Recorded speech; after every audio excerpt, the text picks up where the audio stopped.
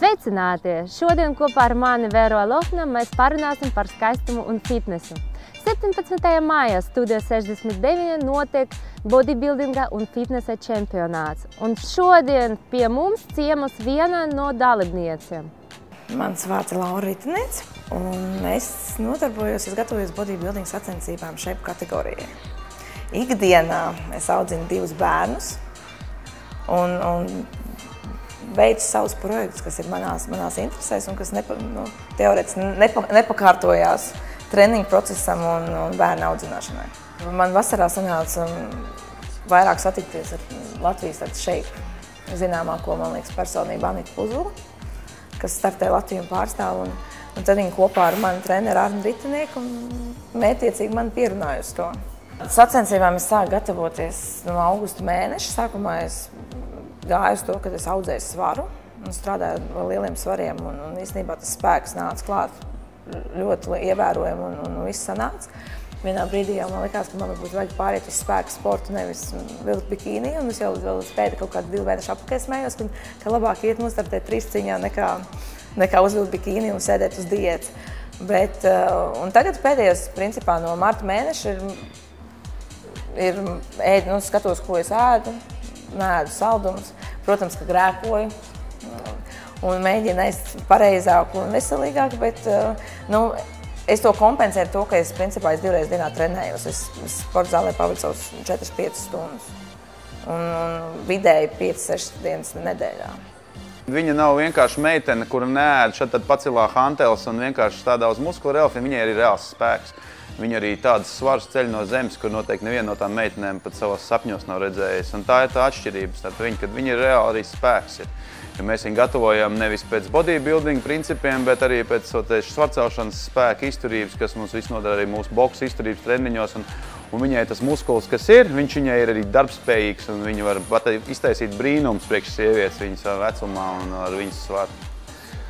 No sasnieguma tas ir pilnīgi tā ķermeņa transformācija no tā, ka ņemsim vērā to, ka viņa ir 2 bērnu māte, tomēr jau puikas jau ir paaugušies, un tad kā jau vienmēr pēc bērniem, kas sievietes ar saviem ķermeņiem, tur citreiz ir vairāk vai mazāk apmierināts, un tad jau gāja runas pa visu kaut ko, un tad kaut kā izdevās viņu noturēt pie treniņiem, un tad tas viņai bija mērķis, sev pārveidot, un tad viņa pēkšņi pievērsās tieši nolēma startēt tajā bikinī, tajā šeipā, tur pie meitenēm. Neko, es vienā brīdī nemēģināju viņu atrunāt, cepur nost, super. Un tad tagad nedēļu apakaļ pirmo reizi arī uzkāpu uz skatuves, kas viņai bija liels tāds notikums. Es biju ļoti apmierināts ar viņas startu. Lietuvā bija 2 sacensības, bija Viļņas un Lietuvas čempionāts. Priekš manī tas bija tāda pieredze, lai saprastu, kas tas vispār ir un kā ir uz tās skatuves otras puses, un kā es vispār jutīšos no tā, ko es esmu iemācījusies, un vai man vispār tas, tā pozēšanas jautājums, vai man tur sanāks, vai man nebūs uztraukums. Bet tā kā es braucu uz Lietuvu, man pirmā lieta bija tas, ka es nevarēju saprast sacensībā, kāpēc nav uztraukums.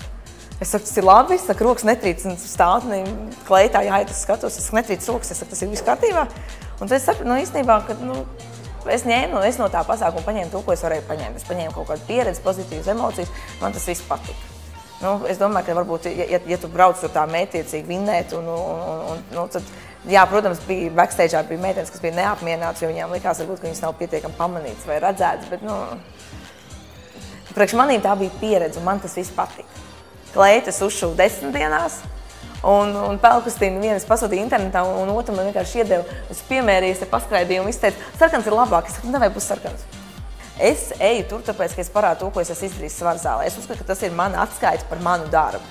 Man tas nav skaistums. Tas, ka es iekļaujos kopējā ainā un uzvilkšu ar Swarovski kristāliņiem pelkustīnu un uzvilkšu kleitu, ok, es to izdarīšu, tāpēc, ka tas ir jāizdara.